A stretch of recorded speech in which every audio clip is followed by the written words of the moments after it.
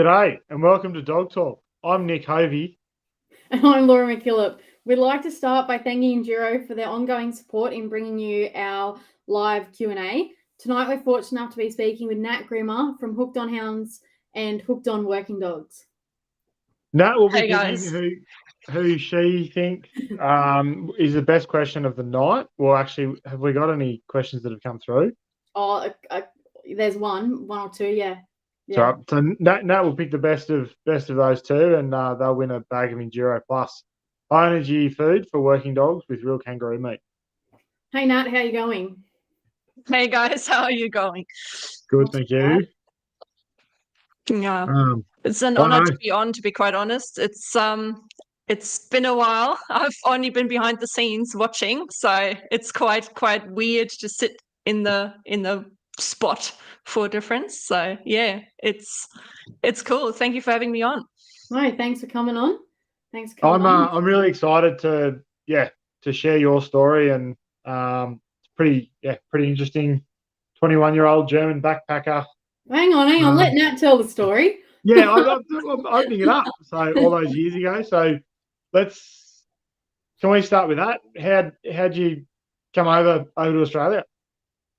Yeah, 100%. So I came over when I was, as Nick said, 21. Couldn't really do the studying thing. I did 19 years of school, so I tried to do the whole university thing after that, and it wasn't really for me. Kind of did it more for my parents than anything. So I pulled out of there, and I was like, well, what am I going to do now? I was supposed to go to New Zealand, but my brother was chronically ill, and he kind of went backwards at the time, so I didn't go to New Zealand. That visa expired, so I did more research, and I went like, oh, helicopter and cattle and dogs and horses, that sounds like me. So I kind of tried to find out how I could come over here and get into that line of work for a couple of years to just get out and see who I actually am. And I found a company called Visit Oz, who kind of get you over and give you a start for a week, that train you up. They've got a lot of connections to the West and to stations out there. So they get you out there, suss you out, see what you can and can't do, and find you a job.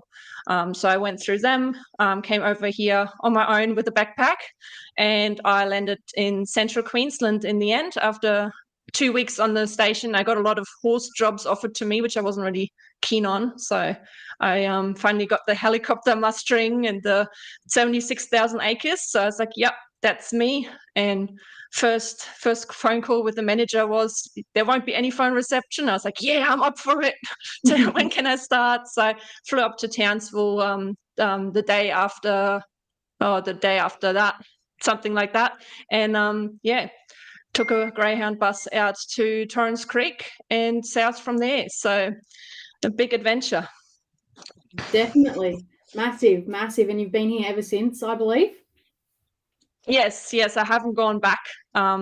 Spent a fair few years out there just doing my merry old thing. Kind of at the start had no clue. I didn't even have a lot of English skills. I thought my English was all right until I hit central Queensland, and I realized very quickly that my UK English was I think Queensland's got a different sort of slang to the rest of us too, so that probably didn't help you straight up coming here.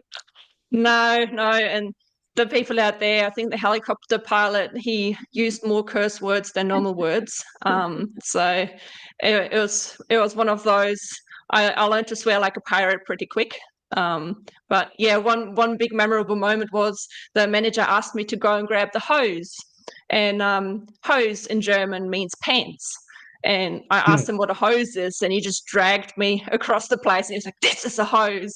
I was like, "I'm sorry, I'm from Germany." But yeah, well, finally worked through all of that, and kind of everyone up there became family, and well, watched me grow from couldn't even sit at the tail end of a mob to, in the end, after 7 years, I did my own WINA education programs and kind of started up a passion for that, and would obviously love to go back there, but life has changed a little bit, so it is what it is. And what was your life in Germany? Like, what were you doing day to day in Germany? Obviously, very different to Central Queensland, but how'd that look? Mostly, well, studying, go to uni. I was studying environmental science, which at the start, you pretty much just study rocks, which interesting to a point, but not. So I did a research, a couple of jobs, and then I got offered a really good job. Studying rocks. I'm sorry. Yeah. I had a really, really motivated professor who was very passionate about rocks. I just can't imagine you sitting down studying rocks. It just, no. I'm going to buy you a rock for Christmas, I think. Yeah, really pretty one, please. Yeah. But yeah, it's just I ended up getting a really good job that paid really well for 3 months, and then obviously saved up a heap of money. But day to day was just get up early, jump on my scooter, drive to work, drive back home, get ready for Australia. And before that, it was school, 19 years of school. So it's kind of very, very ordinary. For a while there, I had a fling with a farmer's boy. So I spent a fair bit of time there. They had a limousine stud. Yep. And obviously in Germany, they do all the work on foot mainly. There's no dogs on cattle. So I actually really enjoyed that and was devastated when that was over, because I just loved the lifestyle. And I said to my mum, I want to become a farmer. And she was just like, oh, yeah, maybe not. So in the end, got there anyways. I always say to her, she'd never let me get one dog. So I compensated in the end and had 20 dogs, which... Well, she laughs at it now, but if she would have let me have that one dog, I would have stayed around. Yeah, maybe. I know. My mum was the same. We weren't allowed a dog growing up, and now I've got probably a few too many. But I was gonna say I can't stop. Mum has dogs, so if she can get another one, I can get another one. Yeah. So you're very lucky. City, rural, sort of like the Hawkesbury here. Is that where, like, sort of demographically is probably not the right word, but like you were in Germany? Yeah, actually, I lived there looked very much the same as where I live now, as in just the whole layout of the countryside. Was the outskirts of Cologne, and not everyone is familiar with Germany. It's in the middle west towards Holland, the Netherlands. So it's very hilly and beautiful scenery, and you drive out and you can kind of see Cologne in the distance. And we had a forest right in front of our house. And when I was a kid, I used to go and muster frogs, and we used to fight over frog territory and all the funny stuff. So I kind of grew up as like a nature kid on the outskirts, but it's still fairly crowded compared to over here. So and it rains a lot. Yeah. So were you kissing those frogs, trying to find your Prince Charming, or? I might have tried one or two, but that's how Daniel came about, but no. Yeah. I thought that was the case, but Prince Charming? No, unfortunately, I can confirm frogs do not turn into princes. You might catch some ordinary diseases though if you do it too much, I would imagine. Yeah, no. So tell us about your journey into getting your first dog on the station. What did that look like? What enticed you into it? No, I kind of was out there just with the manager alone for a fair bit. And as much as I enjoyed just being in human company and having cattle to keep me company, I was like, oh, now might be the time to get that dog. So obviously I was in Australia. I loved the country. Still love the country. I'm Australian now, so woot. But and I did a bit of research into Australian breeds, which was like the Aussie Shepherd, which I now know is not really Australian, but the cattle dogs and your Kelpies, and I love the black and tan dogs. I love pricked ears, so I was like, yeah, I might try a Kelpie just as a companion. And I got my first Kelpie probably 1.5 years into being here, and he wanted to work cattle. I had no clue what he was doing, but at the time I had a contractor there who had a pack of collies. So he was like, oh, let's just try and see what he does. And my friend at the time, she had a couple of dogs that were just mixed breeds, and we kind of all had a bit of fun on cattle and just saw what our dogs did. And from there, it just took off. I was like, oh, I might get another one. And I got a cattle dog next, and it was a rehoming job.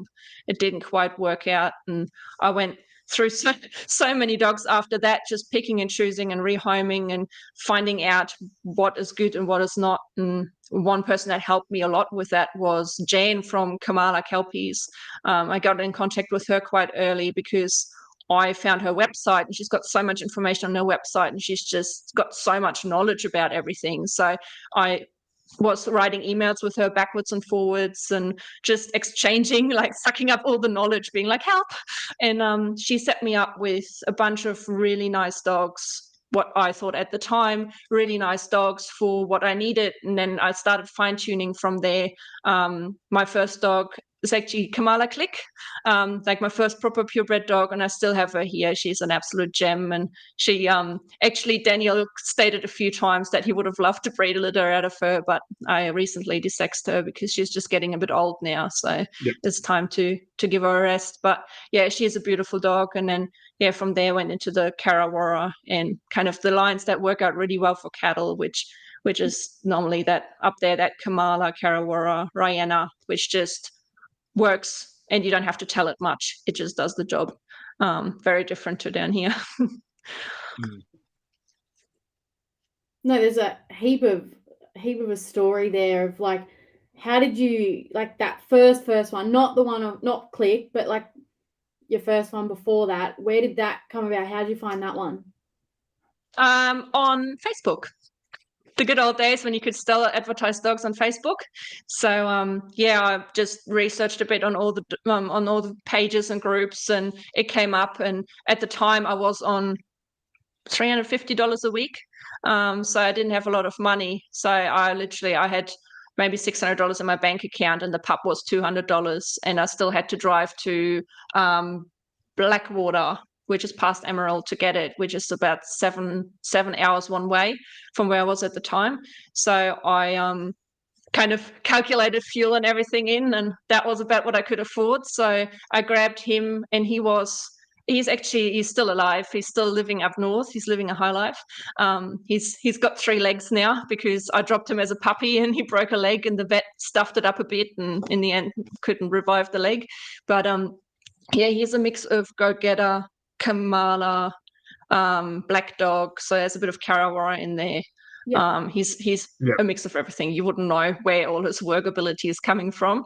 Actually got another 2 pups from the same litter a year later, and none of the other 2 pups worked out like the first one. The first one was just a freak, like 3 legs, and he's still trying to swing off noses. And the other 2 were kind of a little bit more docile and a bit more careful, which you can't really have out there on the type cattle that you're working. So I was just lucky with some back throw to some good lines in there. And the other 2 were a bit more sheepdog like, and I rehomed them to sheepdog homes. So that worked out really well. So, and you said Jan has been a big influence on you. Who else has helped you in you learning how to train a dog and get started? Yeah, so Jan set me up with a very handy stockman called David Hart. David worked with Neil McDonald at the start and then kind of broke off and did his own thing. He did a fair bit with Charles Williams, who was on Dog Talk a few months back, restructuring the cattle handling on Riverside, and kind of doing a bit of work with him and going into low stress stock handling there. So he was holding a school, and at the time all those charity schools for Beyond Blue were on. There's a lot of Do It for Dolly and all of that was very big at the time. And the fellow I was working for, he's very big at donating money. So I was like, oh, if I go to the school, would you mind paying for it? And because it went to a good cause, he paid for the David Hart School. So I ended up doing a David Hart School. Absolutely loved it. Loved the cattle handling aspect of it. And I became, probably looking back, more passionate about cattle handling and stock handling than I am or was about dog handling, because it's very much, even now looking at Neil MacDonald, it's more about how can you use the dog to do the right thing by the cattle. It's not necessarily about training the dog. So that's how I got into what dogs I was running. Obviously looked then into David's lines, socialized with the people in the area that were running similar lines to David or were familiar with the Neil MacDonald kind of background. And that's how I progressed from there, just kind of networking out from there. So completely different network to what is down here. Probably they don't even overlap at times. It's just completely different world. Very, very different. So those that don't know sort of where you are now, do you want to sort of explain that to some degree, so that then when you're talking about the difference? Sorry. So I moved down to Sydney 2 years ago, and obviously took my... We're not from Sydney. Hawkesbury, sorry. I still say Sydney because everyone knows where Sydney is. So I moved down to the Hawkesbury, which is, from what I understand, on the other side of the river, which I tell people on the phone every day now. But I moved here 2 years ago, and I came down with a team of Karawara Rayana dogs, and now I'm down to my old girl clique and Melbourne Sally, the sixth, I think she is. A complete change of scenery from cattle education in Central Queensland to now I'm running a dog training business with my partner Dan, who also is usually co-host on Dog Talk.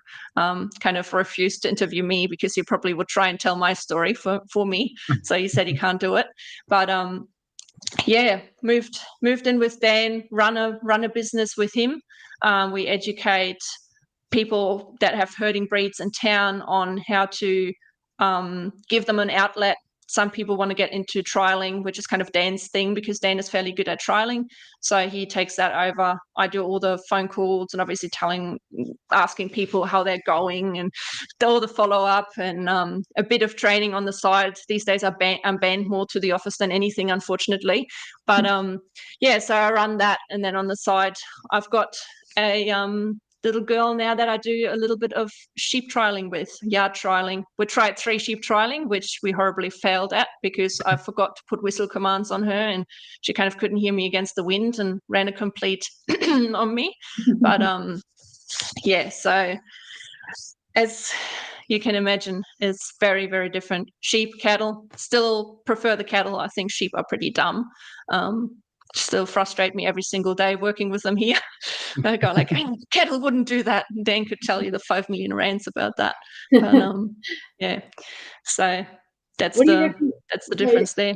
Yeah, what do you reckon what are the main differences you find between them, sheep and cattle? Cattle just seem to have more of an individual brain. Sheep are like, they are the flock. They need to be together. They freak out when they're not together. They're kind of just concentrated on they must stay together and they can't think by themselves. Whereas I find cattle tend to somehow think for themselves. They prefer being in a mob and they find safety in numbers, but you still have more of an individualistic approach to different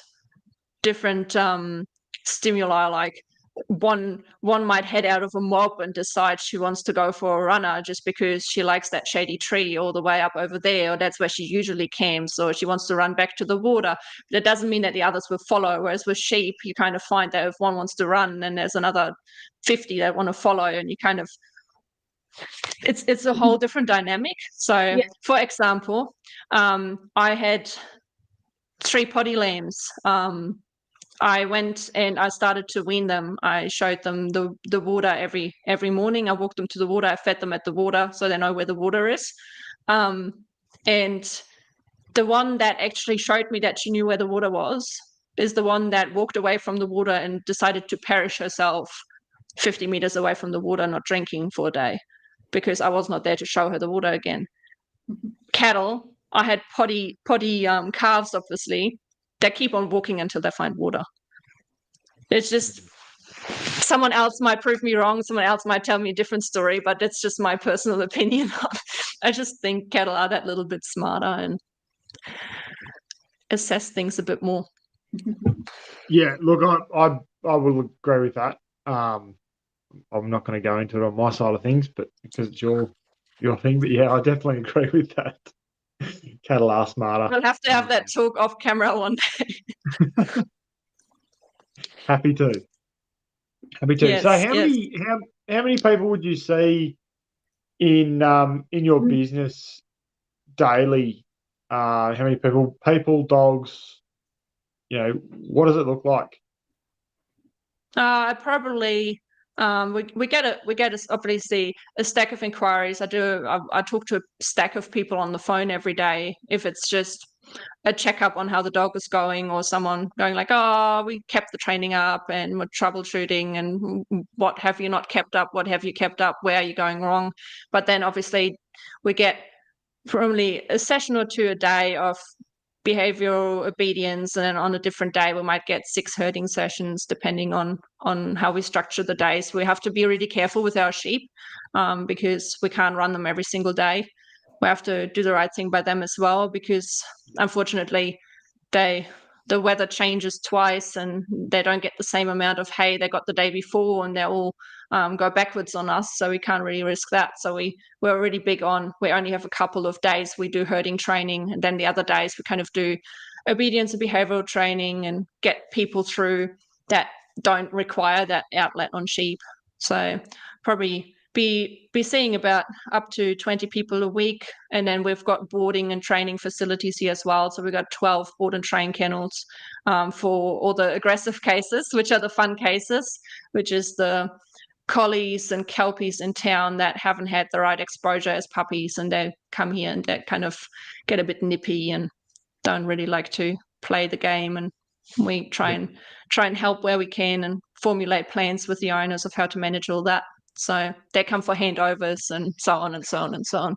Yeah. Yeah. How does that compare to how many people you were seeing a day or a week or a month? Because we're in Queensland, were you?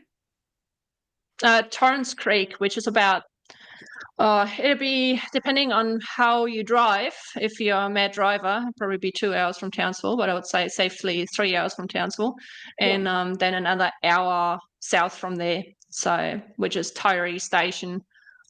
It's in between Torrens Creek and Aramac, so it's kind of a bit more North Queensland than Central Queensland, but it's kind of just on the border there somewhere. Yeah. And how does that compare, the amount of people you were seeing a day or a month there, to what you see now?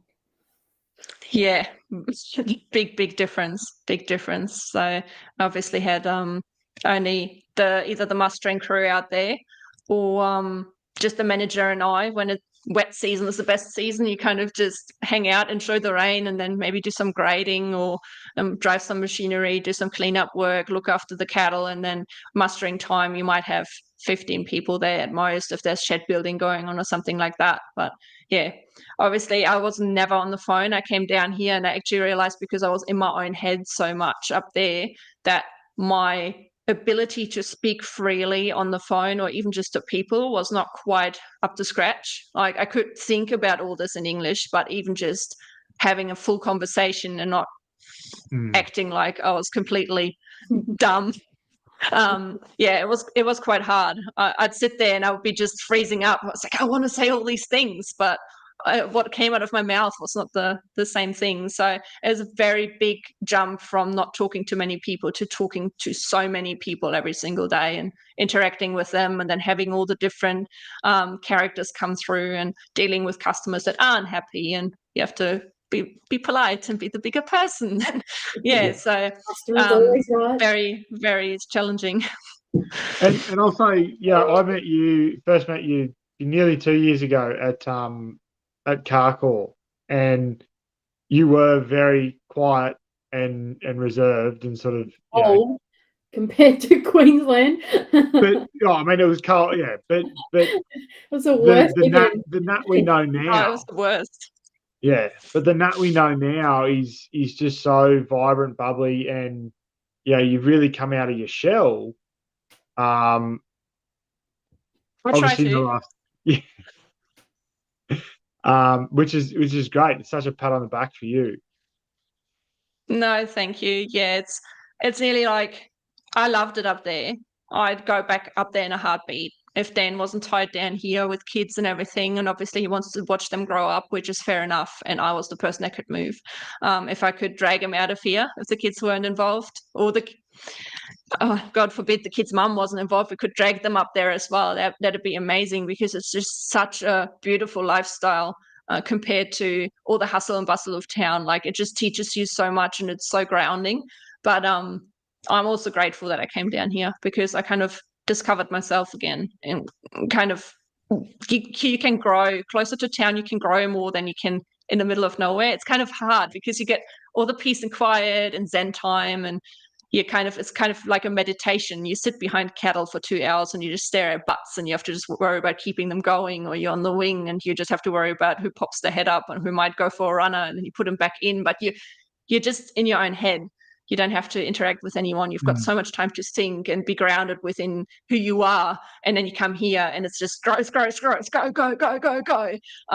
Like Dan manages to fill our weeks months in advance. Like there's always something going on. There's barely time to just sit somewhere and stare at something. So yeah, it's both really great ways to live. But yeah, it's big jump to come and use the good old brain again and be open around humans. I still prefer animals to a point, but yeah. Yeah. You've got plenty of dogs. Yeah, dogs are easy. People are complicated. So were you always on Tiree then? That was the first place you landed at and you were there since, or? I did work around a bit. So I went from Tiree. I did a couple of days at Riverside. When you first landed in Australia, you did your couple of weeks and then you went to Tiree. That was where they set you up at? Yeah. And then you've sort of done a few little contract stuff everywhere else, but mainly just Tiree. Yeah. So I went from Tiree after being there for a few years. Everything there turned a bit kind of ordinary sour, where it was just a bit of a, things change in life and you just go like, oh, this is not quite, I need to do something else. And I was still quite young. So I just got the grass was getting a bit too long around me and I just got a little bit itchy. So I was like, okay, what do I do now? And then, I just spent a couple of days at Riverside with Charles, and then we ended up, we ended up not really, working together for the time there, but I went back to Tiree for a bit, and then I ended up going down to Gympie area and work for Papa Well Composites. So he does a lot of composite cattle. Like he is creating his own composite brand there. So that was quite interesting, because it's from running 4,000 head and just have the bulls in 24/7 all year round and just weaning twice a year, and kind of doing it that way, to as soon as a calf drops on the ground, you're there, you're taking DNA, you're weighing it, you're proving birth weight and all of that, and treating cattle and everything is so different. So that was quite interesting to see that rotational grazing. So different approach, and different countryside as well around Gympie there. And then after that I went out to Malibu Downs, which is just north of Roma, and they run their base herd at the time was Herefords, and then their F1s are, if I remember that right, Hereford Brahmins, and then their F2s are Droughties over the top of that, if I remember that right. So a completely different approach again, because you just get crossbred cattle, but everything was so structured in who was bred with who, and then obviously sorting through all of those cattle and getting them out and classing them up and making sure they are all right, and everything was done on horses. So I spent 6 months on horseback doing all sorts of fancy stuff. It was quite fun. I really enjoyed the time on connecting back with horses and just becoming a better horse person through that, and challenging myself, and taking on bulls on on horses instead of bikes for difference. And yeah, after that, I ended up talking to the manager up Ontario again, and he's become a little bit like a father figure to me over the years. So he was like, "Oh, when you played with the weaners, they always seem to be a bit calmer. So do you want to come back and sort the weaners out the next season?" And I was like, "Yeah, 100%," because it's kind of a job that you work at your own pace. You're not part of the big mustering crew. You don't have to worry about what they do. You just kind of have to work around them so they can have the yards when they need them. So yeah, I went back up and did the weaner education ever since then until I moved down here twice a year. So I built my team up and started kind of breeding my own line a bit more, obviously based on the people that I worked with previously and what dogs they had and what dogs I collected. And yeah, just became a better stock handler. That was my main aim at the time. The better the weaners turned out, the happier I was. And yeah, the dogs were a big part of that. Yeah, cool. Were your dogs part of your journey through Popperwell Composites? Like, I mean, he does a fantastic job there at Gympie. So did you use them there as well, or were they sort of on the back burner a bit? Yeah, I used some of them, but at the time I was also working with Cody Glendinning, and he used a fair wedge of his dogs. So it was more a case of I used some of my dogs, but he was his dogs were a little bit more experienced than mine. So I might have ran one or two of my dogs, and he ran his dogs. So it was a case of more sit back and learn and get the job done. It's no time to kind of play around, but obviously it played a big part in how I applied that to then working my own cattle back when I went back up north, what I learned there. So that helped me a lot. Yeah, cool. And have you got much contact with those people you were hanging out with up there? Like day to day, do you guys still talk dogs and stuff like that? No, not anymore. I used to, I don't know if you're familiar with Rodney Garrett. I used to talk to him a fair bit still on and off. But he's kind of drifted off, done his own thing, and same with Cody.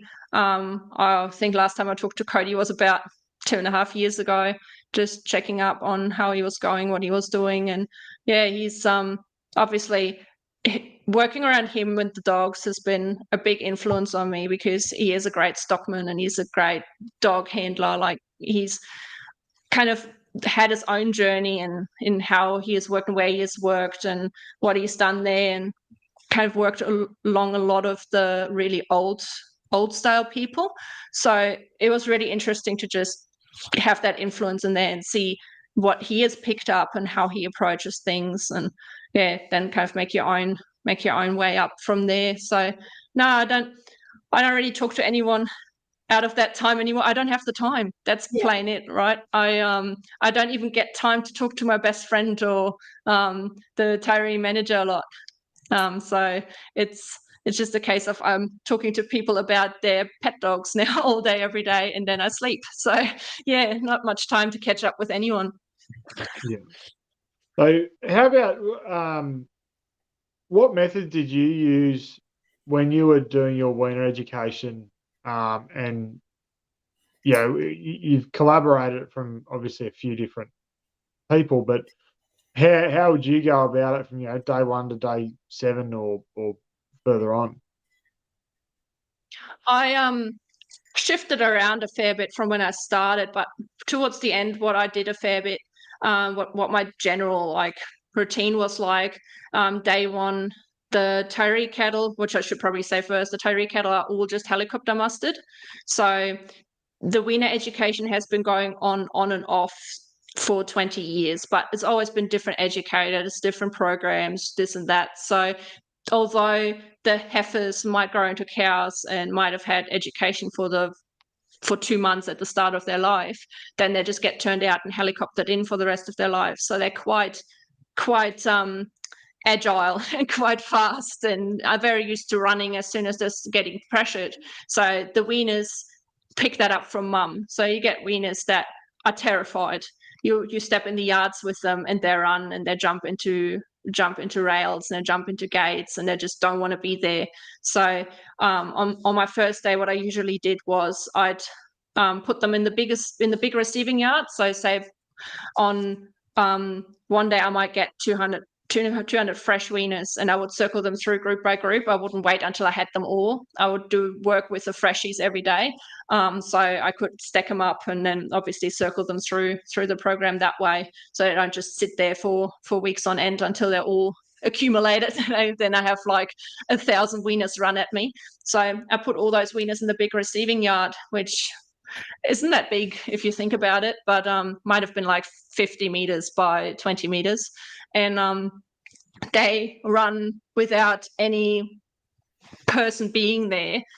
What they do is they run from one end to the other, and bash their heads on the panels each way.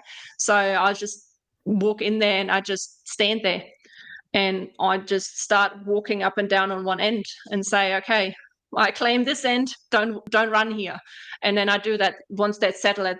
After a while, you get them all, they stop and they stand, they'll start watching you, stop being reactive and thinking about running. So I just wait until they look, and then I go like, okay, let's just settle like this for a bit, and then I go and I do it the other way, let them have the other side, and I claim that side.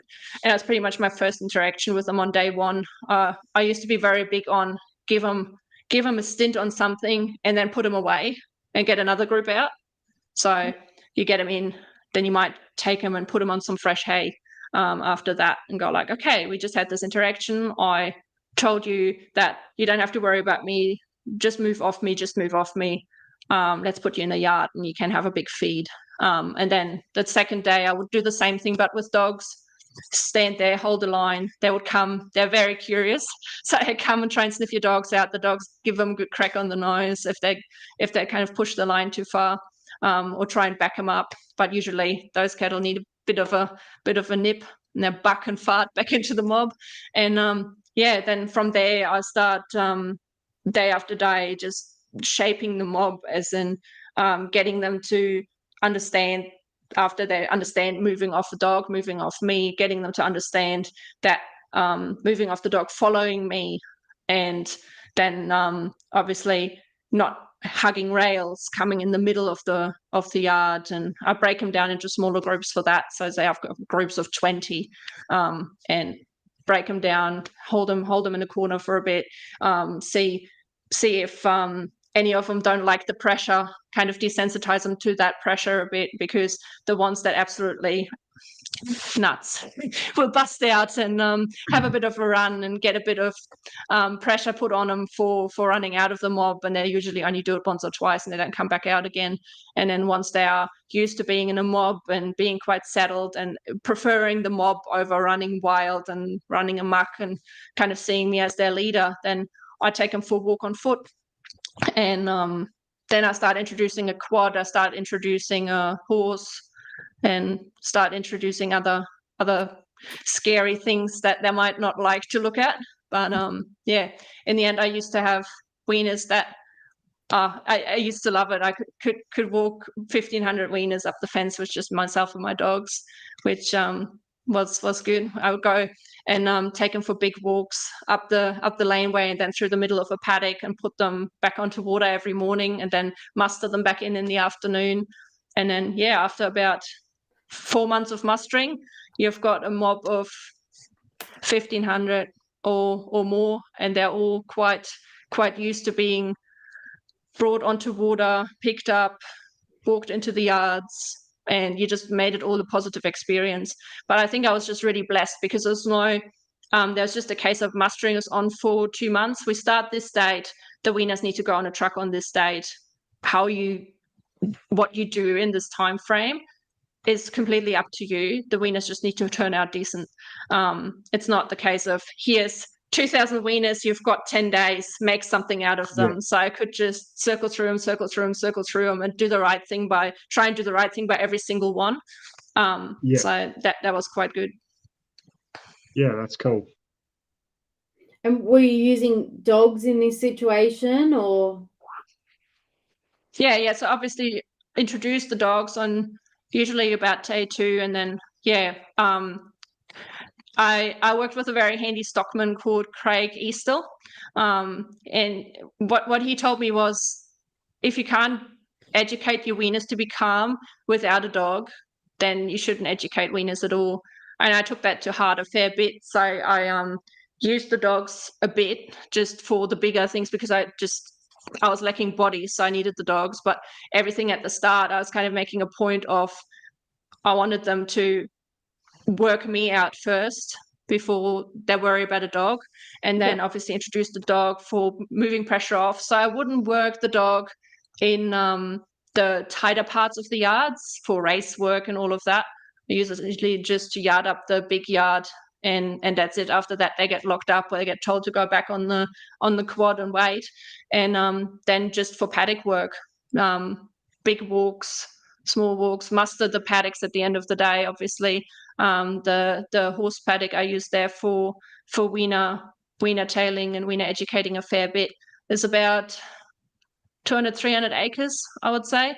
So you drive out there every afternoon at about 4 and kind of slowly get them all trickling in. You don't want them running, you just want them walking.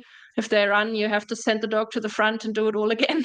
So it's a case of, you just, in the end, they hear the quad coming, they all start walking onto water, which is quite good. But yeah, use the dog to flush them out of, there's a creek running through there. So if the creek has water in it, I sent the dog to the other side. The dog would push one side up for me, I'd be on the other side.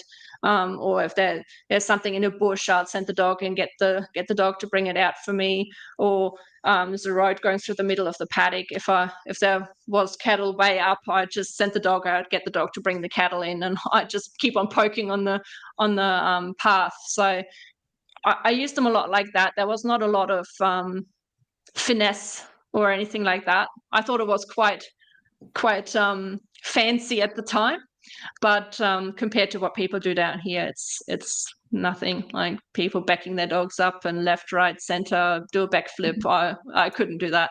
I still can't do that. It's still blows me away every single time I see people doing their 50 million whistles and all of that, and getting them to go around a yard course or 3 sheep course. And yeah, it's insane. But yeah, it did the job at the time, so that's what counts. But yeah, and for, I mean, you're doing that with 1,500 weaners, so that's a pretty mean feat in itself. 1,500 weaners compared to 3 sheep is just completely different. Question: anyway, do you think you could have done your job better if you did have the commands that you have on your dog now?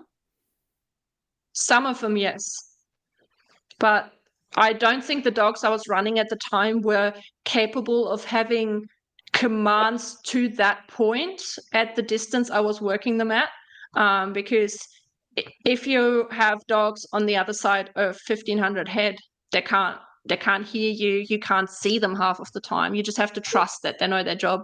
So I would have loved to be able to educate my pups a bit more.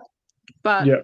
Daniel learned it himself. He was like, "Oh, why didn't you do this? Why didn't you do that at the start?" And then I took him up there, and I let him cast his dogs around the first group of heifers we found, and it was about 200, 300 meters away, and his dogs were quite confused as to where to go because they'd never worked cattle.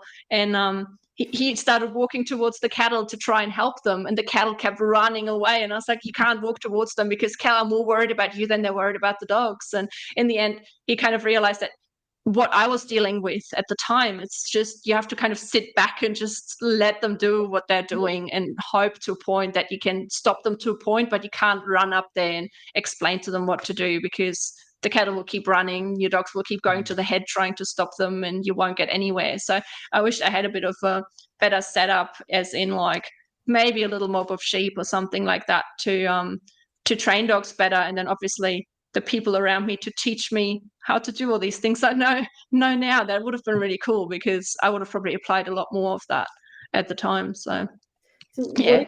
What did you sort of have on a dog before you took it to work then? Nothing. Yeah, right. That's very honest. Yeah, the first obviously I had to start all my pups on weaners, so I would wait until I would probably take them out when they were little and let them have a look, but not let them interact, because you don't want them to make bad experiences when they're really babies. And then when they're around, when they cut their teeth and they get a bit more staunch and they kind of their heart can take a kick, then you take them out there and you let them figure it out. You take a few weaners that you've worked down to a point, and you just sit there and let them come up and sniff you and the pup out and see what the pup wants to do, and then maybe create a bit of movement and see if the pup wants to stop the movement. But you have to be really careful that you don't create too much movement, because you don't want them to stomp over the top of the pup and the pup getting a bad experience out of it. So that between breeding a pup and actually working that pup is such a fragile time, where you have to like nurture the pup and kind of create this dance between putting too much on it, not putting enough on it, and not every pup is made for that. So then obviously once they start working and wanting to work, then I would have a back command, which was just go back, don't cross in between me and the mob, just go to the other side. Click still does it. She did it for me the other day. Just, I don't care how you get back there, as long as you don't cross me. Then I had a go to the head and stop the head command, which is a please stop the mob, because the mob is running and I don't want it to run any further. So all my dogs love that. And then obviously a recall, get in, and a stop. That was about the few commands I had, and totally fine for what I needed. Had a bit of a Kim. She is Fincham's Kim now. We had a couple of runarounds there trying to figure out how she was bred. So she ended up being Fincham's Kim, which goes back to Glenfarber lines and all of that. So she was quite good at having a few more commands. So I had a bit of a have a look and some sort of side command on her, but yeah, nothing like I've got on Sally now, which is a bit more versatile and a lot more to the point, just more like a vague kind of steering. But yeah, it's horses for courses. Oh, definitely. Would it be fair to say then that you were looking for a lot of natural in your dog? Like you just wanted them to know their job and then you put the commands on at work? Is that sort of how it worked, or? Yeah.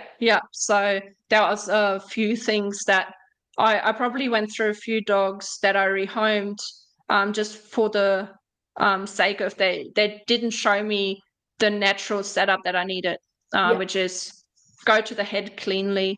I couldn't take shouldering dogs. I couldn't take dogs that run in the middle of the mob. I couldn't take dogs that would try and swing something out of the side of a mob without reason, just because they wanted to go to the head and they wanted to create something because they wanted to have a bit of fun. They might be good if you've got a couple of really, really naughty creatures in there and they just need to learn what a dog is. But it's just that kind of spanner in your toolbox that you need once a year. So I couldn't really do much with them. And so mainly just really natural dogs that want to go to the head, that read a mob, that kind of pick where the weight is and read that really well so they can cover there and not let anything get away. Yeah. And have a bit of heart as well, right? Because they're dealing with cattle. They have to have a bit of guts and grunt behind them. Yeah. So building on the training aspect, have you noticed an identifiable difference between the northern and the southern training methods, or has the gap closed recently? I obviously don't know. Jesus Christ, something just. Sorry, Summer. I think my office door just dropped on my dog. Sorry, she just got a bit of a scare. Obviously, I have not recently done any comparison or worked with anyone up there, but at the time, some people I talked to had really, really radical approaches to dog handling. And at the time when you get into dogs, you don't you can't quite tell what's hot and what's not, right? You've never owned a working dog before. You don't do any of that. So you just kind of take it all in and you go like, yeah, maybe not the pliers and the ear, maybe not today. I don't think he needs that. But yeah, obviously there's a lot of the good old stockmanship and good old dogmanship where it's a lot of dominance orientated versus down here. It's when I came down here, it's a little bit more pressure release, very similar to how I like to work stock. So I could identify with that a lot. I'm sure there's people up there that do that with dogs. I just have not been around a lot of those circles. So yeah, there is a difference, but I'm sure there is a difference down here as well in the sheep handlers. Like I'm sure there's some people out west that work sheep every day with their dogs, and they have more dominant methods than the people I'm around. You wouldn't know, right? If that's necessarily a Queensland, New South Wales thing, or if that's just a out west, closer to trialing thing. I think it really depends on the background that each person has and what they're exposed to. Maybe some of those people that have the more player to the ear approach have not been around a lot of the pressure release approach and just don't know about it, but they might want to, if they had the chance to learn about it, they will probably be like, oh, why haven't I tried that earlier? So yeah, I can't say it's necessarily Queensland, New South Wales, but yeah, there's definitely big changes from what I've experienced up there versus what I'm experiencing down here now. Yep. And look, Summer just popped in into the background. Since leaving station life, how have your passions for dogs, or how has your passion for dogs changed course? Breeds, training disciplines, and where are you going with that stuff now? I have actually fallen in love with German Shepherds. I know it is very cliche because I'm German, but it's just something about them. Dan is following me too now, and we just adopted another Shepherd yesterday. A case that was kind of on the course to possibly not find a home because she was deemed aggressive, but she is not. Spoiler alert, she's not. She's actually a complete sweetheart, so we got her out of there and we try and retrain her. But yeah, Summer, my German Shepherd, I adopted her much to Dan's disgust nearly a year ago now. They're very loyal, very talkative, a lot of leakage, which is when they constantly need to cry without reason and they just don't even realize they're doing it. But yeah, it's just heaps of character. So I love them a lot. Probably kind of, I was blessed with a little Kelpie girl called Sally. I've mentioned her earlier. She's opened my eyes to yard dog trialing, which is giving me a lot of joy. Unfortunately, I don't get a lot of time for it. So I've gone to a few trials with her, done reasonably well with her. Dan is not allowed to touch her. I want to train her myself because I'm stubborn like that. I feel like I can't have the master interfere with what I do with my own dogs. So yeah, just kind of a bit of trial and error with her, just trying to figure out how to work sheep appropriately. So I think overall, to answer how my focus has shifted, I've kind of fallen in love with dogs in general a lot more versus up north. It was just they were a tool to work stock, and you have a working relationship with them. Down here, my German Shepherd is just asleep on the carpet in front of me. Would have never had a dog inside up there. Yeah, it's just a lot more personal, a lot more loving them for who they are, and kind of looking at each individual dog and going like, yeah, I dig who you are, and I know where you're coming from, and let's figure out if they're not my own dog, if I can get your owner to kind of figure you out as well, so we can make life a bit easier on you guys. Or yeah, just I cuddle my dogs a lot more these days, so I hang out with them. And not that I didn't do that up north, but as I said, it was it was a lot more serious up there than it is down here. So yeah, it has shifted from having 15 working kelpies and being out working and having expectations of them of what they needed to do and what they didn't need to do. And if I was going to move you on, if you do that another 5 times because I had enough of it, to I just love you for who you are, and that's it. No expectations. If Sally didn't want to trial anymore tomorrow, I wouldn't be devastated because I can't give her that time anyways, unfortunately. But I wouldn't want to move her on because of it, because she's just part of my pack now, and I get that luxury that she can be my pet, and that I can give her that love. So that's fair. Mm-hmm. Yeah, cool. And you spoke about adopting another shepherd. What do you enjoy about rehabbing aggressive and reactive dogs? Like, what drives you to do that? To a big point, because I started with when I first started with the kelpies and with the working dogs, I started with a lot of secondhand dogs, freebies, because I couldn't afford any better. Got a lot of aggressive dogs myself, worked out, well, I had no clue, just worked my way around and worked out how I was going to get them to not bite me, how I was going to work with them, if they were any good or not. I had a couple of dogs there completely shut down, didn't want to work cattle at all, and I ended up getting them to work cattle with me.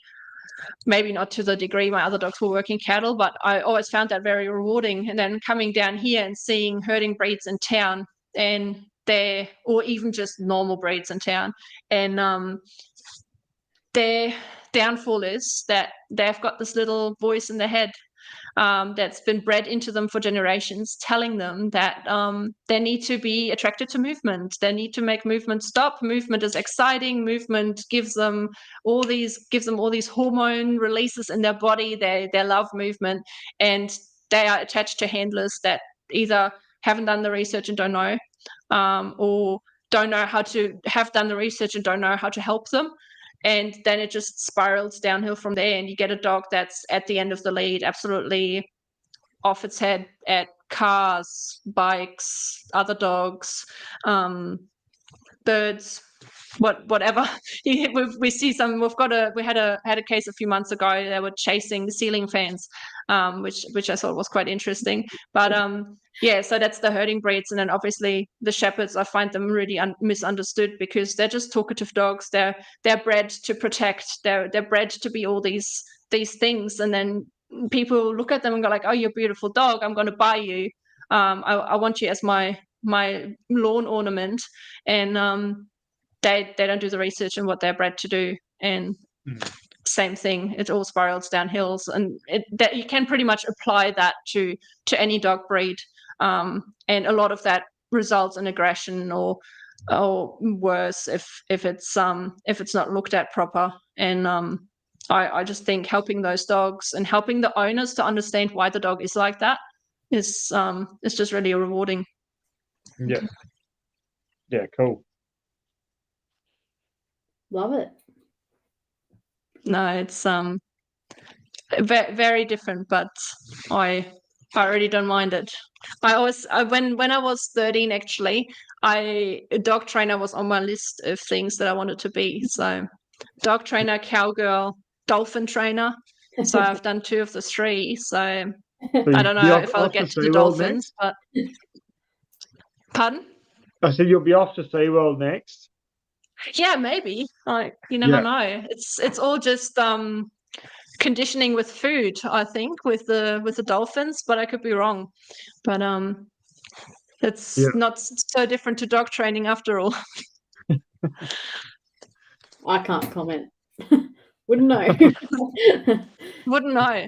No, would not know. I would definitely not be getting in the water with a dolphin, but each their own. No, I think the killer whales are worse. Yeah, no, thank you. No. Yeah. Is there a message you'd like to get out into the dog training circles, be it the pet circle, be it the defense or working lines, or all of them?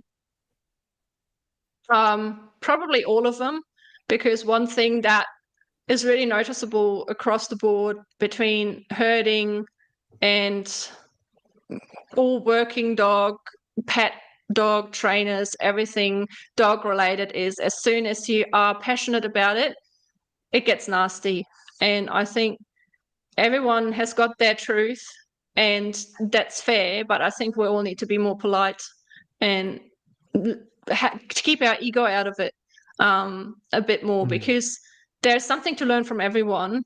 And I think if you're nasty straight away just because you like to give a dog a treat, and the person next to you likes to reward it with a toy, and the person next to you likes to work a sheep, then I don't know, you're kind of limiting yourself so much, because there's so much to learn and you won't, because yeah, it's just a sad thought, don't you think? I just think it's a sad thought that there's so many people out there that are just so rude to each other over nothing. We could just all be a bit kinder. Yeah, you see it on the Facebook groups all the time, don't you? You know, someone will ask for help, and you might get one person that gives the good advice or gives some positive advice, and then everyone just rubbishes for some reason, and then they end up in fights, and it's bizarre. Yes. Yeah. I left most working dog groups about 2.5, 3 years ago, and I haven't looked back. I used to enjoy them, but I didn't enjoy all the nastiness anymore. I just, like, fair enough, you get like your popcorn out and it's good for 1 or 2 reads of everyone having a go at each other, but then you just go like, oh, here we go again. You just see the post pop up and you go like, oh, I bet you, and then there's 150 comments on it and you're like, yeah, no. What's the point being in it if you're not kind, right? Like, fair enough, you can be honest, but then it's a bit up to the writer as well to not take it personal. But there's a difference between being honest and being harsh and rude. And I think we'll all need to look at ourselves first, and then kind of take a deep breath and work it out. I always say we're all big supporters of Dolly's Dream, Beyond Blue, Black Dog, all these foundations that are all about mental health, and then we all rubbish each other on Facebook. And, well, which one is it, guys? Like, at the end of the day, are you a supporter or not? Which one is it? But yeah, good point, Laura. Good point. Yeah, totally with that. I've said that a few times myself. Yeah, that's it. But there is room for those conversations to be had, and they need to be had. It's just how we go about them. Yeah, that's it. That's it. And also how open-minded you want to be. And I think being open-minded is a great thing to have. It's very essential to getting somewhere in life. Definitely. Yeah. So moving forward a bit, and I guess it's sort of building on that stuff in a way, but personal development wise and business development, what programs have you undertaken and gone through? As in personal. Oh, well, I mean, I know you've done a Kerwin Ray program, and how that was what else fun. have you gone through to build yourself? Oh yeah, Kerwin Ray was good fun. The master, I don't know if he's got a fair few followers out there. I don't think anyone hasn't heard his name yet, but yeah, he's definitely worth checking out. Obviously did that, and then I did research a bit around just for getting a piece of paper that proves I can train a dog, because that seems to be the way things are going lately. So I even have to look it up now. It's hanging on the wall here. The Career Academy, and I got a certificate in dog psychology, behavior, and training. I did that start of this year, which just to have something saying I've gone through the motions. Which it covered pretty much the basics. There's so much more to it, and I'm learning something new every day. It's such an exciting topic. And then recently, about a month and a half ago, a trainer from the US came over, Michael Ellis. He's like the god of dog training. He is amazing. probably anyone could get something out of what he's got to say. He mainly does protection dogs, but even just the little things of how he interacts with puppies, how he starts dogs, how clinical he is with everything he does with his dogs, just set them up for success. I think anyone, even in the herding industry, could learn something from him. Nikki and Dane West were there, so they got a heap out of it. It was a really cool day. We caught up with them. So we went there for 3 days in a row, and that was really, really good. So just grew that way. First time he came over to Australia. We hope he comes again so we can learn more. But he just gave us the quick 3-day rundown on his basics. I think you can go into like a month-long details with him, because he's very, very passionate about what he does and very level-headed. Very good dude. So that's the last thing I've done. And then we're just rocking it for a bit and see what comes up next. Yep. Beautiful. If the business awards count for personal development, we made it in the final. So I think they're deciding on the 25th of October who's winning it. So we might congratulations to making the finals, and fingers crossed you win it. Yeah, it'd be really cool. Just get a bit of a stamp of approval that we've done something. But even without it, we're enjoying it a lot. So it doesn't really matter. That's unreal. It's definitely something that's gone off well for you guys. So it keeps you busy, that's for sure. Yes. So we put Shane on. So it used to be just Dan and I training. We put Shane on in end of February, and now recently we put Haley on, who's just helping Shane out in the kennels. So we're a strong team of 4 now, and then we've got a girl from the Air Force, Hunter. She comes on and off and helps us out here and there whenever she gets time off. So she loves hanging out with us, offering a few home visits. So we've got a really cool family team organized now. I hope I get someone to help me in the office next, so I can train a dog a bit more. That'd be great. But I don't think we'll do that anytime soon by the looks of it. But we've got a few exciting things coming up, which is great. I'm going to be at Henrob, I think, end of the month for a showcase. So, which is the pet training facility on the bottom of Sydney, Heathcote, I think it is, Waterfall. And they got us out there for like a herding showcase, and they've got protection dogs on and all of that. So that's the next exciting thing coming up, but who knows what the future brings after that. So it's going to be interesting, and maybe I get to train Sally a bit more and do a bit more trialing. That'd be cool too. Yeah, that'd be cool. Definitely. And just steal Mo off him as well, and you win a championship with Mo. Don't worry about Dan taking him. I could probably get somewhere with Mo if Dan wasn't around. I don't know if you've heard of my Wagga run, but it was only half as bad as my run at, where was it, Laura? Where he cleared out on me. Tarana it was. He cleared out on me because Dan was judging. I wasn't going to run him in the Courage, and then Dan ended up judging it, and I said, I can't run your dog because he will know you're there and you won't work for me. Dan was like, it'll be fine. And I was like, oh. So I got halfway through the drench race, and Mo decided, I got a whiff of Dad and cleared out on me and went to sit next to Dan. And I went like, I had one of my little moments. I was like, I'm out. And Dan told him to go back to work, and luckily he kind of half worked for me after that, but I told you so. So if he wasn't around, I might get somewhere with him, but I don't think it'll be Mo. I hope it will be Sally, because I trained her myself. So. Yeah, well, that's true. That's true. I shouldn't have discounted that. Is there anyone you'd like to see us sit down on Dog Talk with? I know you're always throwing names at us, but it's time to put them on show now. I think you have already sat down with a heap of names I threw at you. Craig Easter will probably be one of them that you haven't tried to suss out yet. Craig is really good at getting his message across. He is really good at being a great stockman. he has seen a lot. I think it would be really cool to have him on and have him tell a story. But yeah, you've pretty much covered everyone else, I think. So it's completely up to you. I think Dan, I know anyways that Dan has got a list. I don't know how long. So until you can get Craig on, it's probably going to be another 4 months. So no, that's cool. Thank you. Craig, if you're listening, you're in the sights. I'll make sure of it. Yeah. Yeah, cool.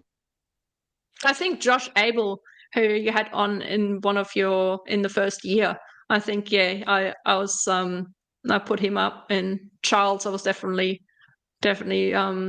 cheering for Charles, so which was another one. David Hart would be really great, but I think he's not really. I know he sold all his dogs or moved them on, and he's out of the business now, so I don't know if he would really want to get back into talking cattle, but he's got a lot of knowledge that he could share if you could get hold of him. Mhm. So he'd be cool too. Beautiful. Is there an outside the working dog world that might be more in the defense or or obedience worlds that you might think of? There's a fella called Dimitri, who Dan has worked with a bit. I think Nikki and Dane have worked with a bit. Yeah. I've not worked with him, but I've talked to him a few times, and he has got a lot of good ideas, and he's a really lovely person, and yeah, he's got his head screwed on the right way, and yeah, he'd probably be cool to talk to. He's got a lot of knowledge to share. So out of that area. Beautiful. Oh, well, I'll tell you if I come across anyone else. Yeah, know where you live. Got my finger on the pulse. Well, thank you for jumping on. Really appreciate it. It's a cool story you got. So, I've enjoyed it. No, thanks for having me on. It's been a wild ride. It's been a wild 9 years, and I can't wait to see what the next 9 are going to bring. So, it's always good to be versatile and keep your mind open, right, and do new things. So I can't say other people should do it if I don't do it myself. So that's what I've been doing. Everyone else should do it too. Yeah, what you guys are achieving down there at Hooked on Hounds is amazing. Like from the outside looking in, you're doing wonderful things. So keep it up. Try to. I hope we're only going to go up. Obviously, you see in a lot of companies, once they start getting a bit of momentum, the quality drops off. And at the moment, it's a big ride. It's hanging onto the quality really, really hard. It's like bucking a bull. The only thing that's suffering at the moment is the private life and the own dogs, because we're just so keen on getting every dog that comes out of your spot on and doing the right thing by the owner and doing the right thing by the dog. So hopefully we can build a team that can support us with that and then help us to help even more people. That'd be great. Well, as I ask everyone, you're not getting out of it. Oh no. Here we go. Would you rather one duck the size of a horse or 20 horses the size of ducks? I take the 20 horses the size of ducks because I can just stomp at them. But I feel like little horses, if they come at you with their ears pinned back and like trying to snap at you, it's a lot more manageable than one giant duck with its flappy wings and everything. So I think the little horses, you can kind of like swish them out of the way, or you could tame them and sell them. There's probably a market for that too. So Could be. so many options, Laura. So many options. You're going to be a dolphin trainer, so you've probably got options of duck-sized horses to get in the zoo. Why don't you tame the duck? Like you could put a saddle on the duck. Well, Ride it like a Pegasus. I just feel like I'm not really a bird whisperer yet. I don't know about bird behavior, so I think I'd probably end up in the duck's stomach. So. Yeah, right. Yeah. Oh man. Well, thank you, much appreciated. enjoy your trip up to Queensland in the next couple of weeks. And yeah, thanks for jumping on. Cool. So Yeah, and, can't wait. Thank you, Laura. Thank you, Nick. Thanks, Nat. Please remember. Oh, where do I go? No, Nick, thanks for jumping on. You've done this before. my I don't know, my screen just went weird. So yeah, excuses. So please remember, we learn every day, and the day we stop learning from each other will be a sad day. Thank you. Thank you.